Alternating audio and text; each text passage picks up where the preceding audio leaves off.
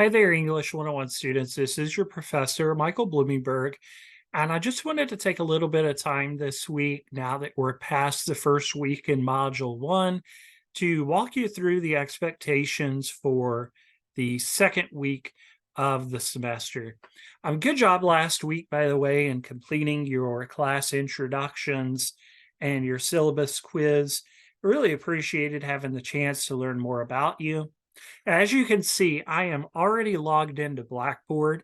So I'm going to scroll down in our learning environment, and I'm going to show you just a few things about week 2 of the, and this, by the way, will be the final week of Module 1. But please note that the dates could change as I'm making this video a little more universal. So just note your particular due dates specifically. I'll try to refrain from talking too much about particular due dates. I might just mention the fact that your primary assignment is due this upcoming Sunday. So when you click in the week 2 folder, the first thing that you're going to see is some information regarding MLA standards of formatting. Now, there are a couple of resources, the first of which is a PDF, and I'll just click to open that up. And in the PDF, I've just kind of designed that to be an example, and you can download it if you prefer. But just to walk you through how you are to set up your documents. So anything that you're submitting electronically that's not a discussion board assignment or a quiz, you will need to set up using these formatting features with your name, my name, the class, and the date. And about dates, you always want to put the date that the assignment's due, and then center your title. And then the actual document itself gives you the instructions to follow. Also notice that I put a header, page number header. And if you need to see how to do that, I have linked for you a video of just how I go about setting that up. So feel free to check that out. I would just preface by saying that if you are using a Chromebook, as I know some of you will be, just note that some of the features in a Chromebook setting for Microsoft Word is the program you'll need to use. Well, they're a little bit different for Chromebooks. So you can still find it, but it'll be a little bit of a different layout for Chromebooks. The next feature that you'll see is the English 101 class theme. And I went over this last week with my in-person students. So this is a little bit of catch up for you folks online. But the theme does come from Stephen King, who's, of course, that world-renowned writer of horror and suspense novels. And I've given some background about King on the sheet. You can see some of his sample works of fiction, for example. But our theme actually comes from a book called On Writing.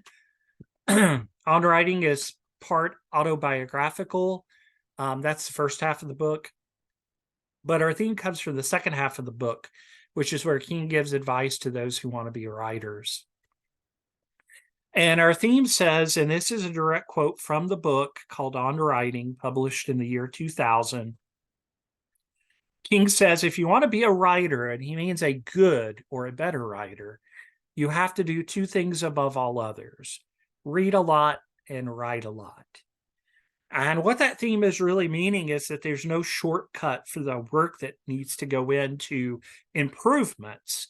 Repetition: the more you write, the better you'll become. The more you read, the better your critical thinking skills will become, which will in turn help your writing skills to be able to see how letters make words, words make sentences, sentences make patterns of written communication. So check that out. And I highly recommend the book, by the way, if you've never read it and you want to read a King book. It's a nonfiction book. And again, it's called On Writing. But I give this theme because in one way or the other, everything we do in our class really kind of adds up to this theme and what we're hoping to accomplish, from assignments to essays that I ask you to write. All right. The next piece of information is a PowerPoint. I'm going to click to pull that up. And the PowerPoint is called How to Write an Essay.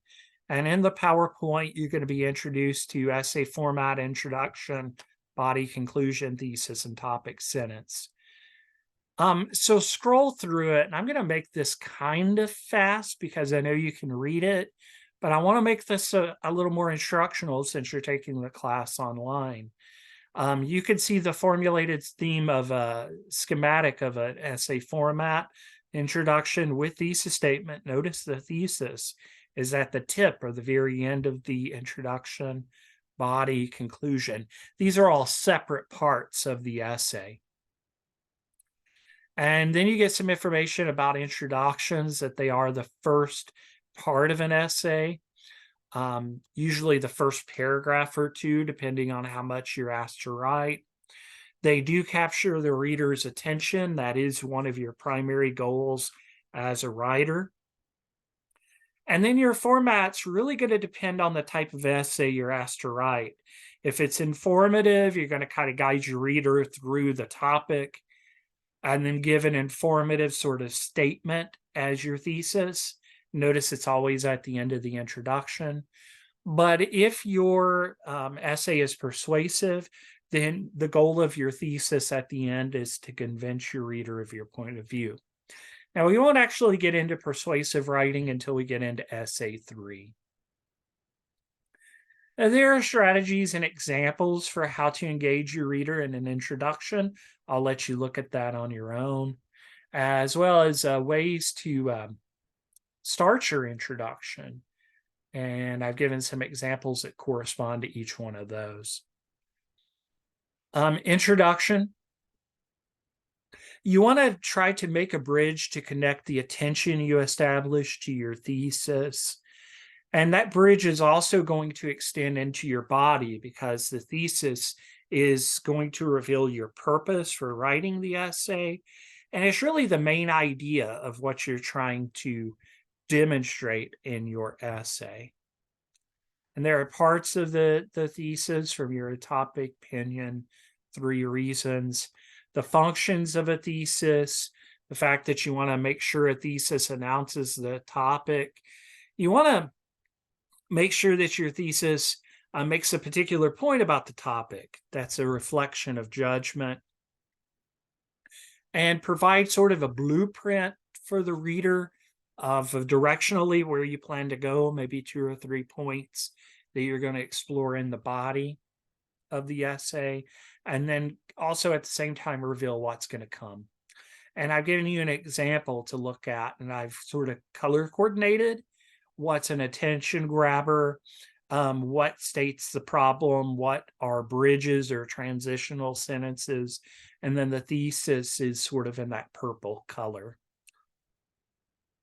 One other thing about the thesis is your thesis statement does not need to be formulated by saying, in this essay, I will. Don't set up your thesis that way because that's actually what we call a purpose statement. So you want to be careful of that. The body is by far the most, consists of the most part of the largest portion of the essay. And you're really looking to develop the idea with details from what's expressed in the thesis. Make a list of main ideas that relate back to thesis. Ideally, you're going to list the main 3 or 4 in your thesis. Arrange the main ideas in logical order, time, place, importance, etc. Plan out each body paragraph by listing major details that support each main idea, and then order them also in a logical way. And I've given you an example essay outline. And by the way, I did not download this, so this is still in sort of the reader mode. But if you download this, you can make this text larger. I can do it here as well, but it'll just cut out a screen view. I can make it a little bit bigger, but it will cut into multiple pages if I do it that way. And then the writing stage, This is just another way of thinking about the writing process, and the number of paragraphs you have depends upon what you're asked to do and how many pages are required. And so I'll let you look at that. There's also a list of very common signal or transitional words that you might find helpful, depending on what you're trying to do from one idea to the next. And that continues on a bit.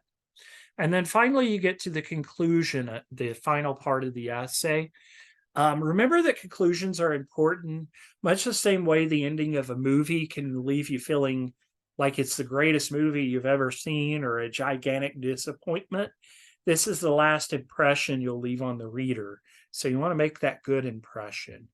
Most instances, you don't want new information in the conclusion because you just really want to try to recap the ideas you've presented and follow logically the body of the essay from those points. Restate your thesis statement, but use different words to do it. And you might even present a call to action if you want to find a way, if it fits. Sometimes it doesn't fit what you're asked to do in an essay. I'll try to let you know if that's something you can do ahead of time. Sometimes it works, sometimes it doesn't. All right, so we've looked at MLA standards of formatting. We've looked at the theme and how to write an essay. The discussion assignment for this week concerns the how to write an essay portion of the assignment, and it's due Sunday, but now since I'm using this video for different classes and different semesters, you should note your particular date on the instructions. But essentially what you're asked to do is review the PowerPoint we just went over, and based on your understanding of how to write an essay, what part seems most important to consider when you're writing an essay? Part just meaning introduction, body, conclusion. What do you anticipate will be the most challenging part of writing an essay? Of course, everyone might have some different responses to that. And how will you plan to overcome these challenges? Again, you could take some time to think about that in your specific advancement as a student. And what advice would you provide to yourself or others with respect to writing an essay? Now, if you have experience writing essays, you can feel free to talk about that in your initial posting. If you don't, you could just sort of anticipate what advice and challenges you might have. Don't forget that you need 2 peer responses.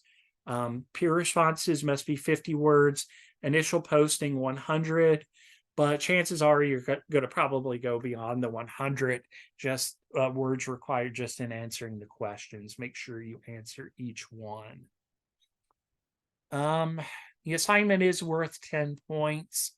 I will probably share a little bit later kind of what I'm looking for to get the full 10 points on the assignment.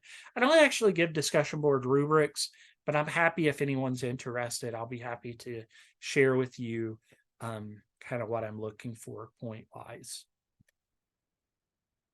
All right, that is going to round us out for Module 1 and Week 2 in particular.